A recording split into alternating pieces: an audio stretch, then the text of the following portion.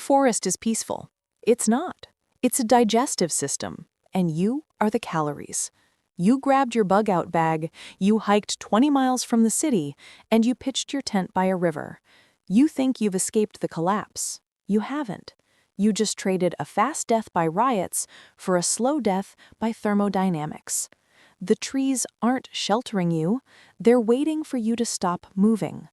Let's talk about why your Into the Wild fantasy is actually a suicide note written in pine needles, and why nature doesn't just kill you, it erases you. The problem: the calorie math. First, the math. Starvation isn't a feeling, it's an equation, and you are currently losing. You need 2,500 calories a day just to maintain body temperature and hike. A wild rabbit has about 400 calories. That means you need to catch, kill, skin, and cook 6 rabbits every single day just to break even. If you spend 500 calories chasing a rabbit that only gives you 400, you are literally hunting yourself to death. But it gets worse.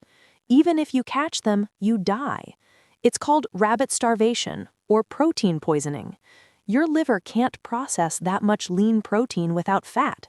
Your body enters a state of acute malnutrition. You eat until your stomach bursts, but your cells starve. You get diarrhea, headaches, and an insatiable hunger that drives you insane. You are eating, but you are wasting away. If you didn't pack 5 gallons of lard in that backpack, congrats, you're not a survivor, you're a skeleton with a pulse. The science: thermodynamics. Next, the cold.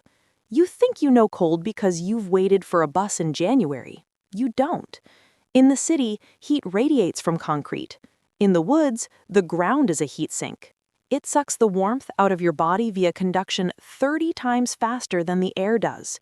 You lie on the ground to sleep, you wake up dead.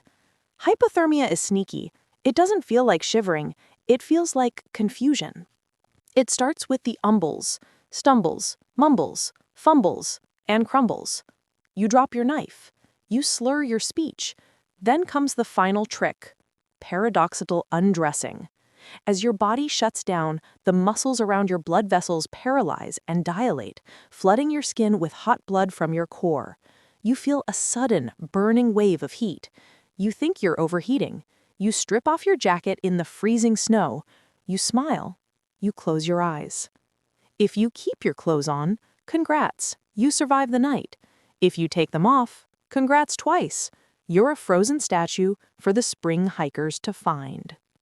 The problem: the quiet. The silence breaks you faster than the cold. In the city, your brain is used to constant noise, traffic, hums, voices. In the deep woods, the baseline noise is 0. Your brain hates 0. It craves patterns. So when it can't find a signal, it creates one. It's called pareidolia. After 3 days of isolation, the sound of wind in the leaves starts to sound like whispering. The shadow of a branch looks like a man standing just out of focus. You stop sleeping because you're sure something is stalking you. Spoiler alert, nothing is stalking you. You are stalking yourself. The cortisol spikes in your blood destroy your immune system. You become paranoid, irrational, and clumsy. In the wild, a clumsy decision is a fatal decision. You trip, you break an ankle, and suddenly, you aren't the apex predator. You're just immobile meat. The reality: infection. Let's talk about your survival kit. You have a knife, some paracord, maybe a ferro rod. Do you have a sterile suture kit and a course of amoxicillin? No. Then you're dead. In the wild, a blister isn't an annoyance. It's a death sentence. There is no soap.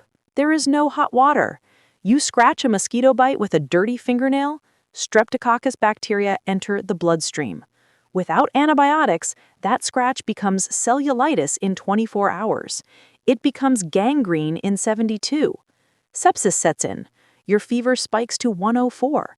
You are hallucinating in a tent, miles from help, killed by something too small to see with the naked eye. You thought you needed a gun to fight off looters. You needed a bottle of iodine to fight off dirt. The conclusion. The woods don't care about your skills. They don't care that you watched every survival tutorial on YouTube. Nature is indifferent, and indifference is the cruelest force on Earth. You have three options. 1. Accept that living off the land requires a community, agriculture, and years of preparation, not a weekend bag. 2. Stay in your home, board the windows, and trust your stockpile. Or 3. Run into the woods, feel the freedom, breathe the fresh air. Just remember, when the sun goes down and the temperature drops, the forest isn't holding you, it's digesting you. They ran to the hills, you'll stay put. They trusted the fantasy, you'll trust the physics. Your move.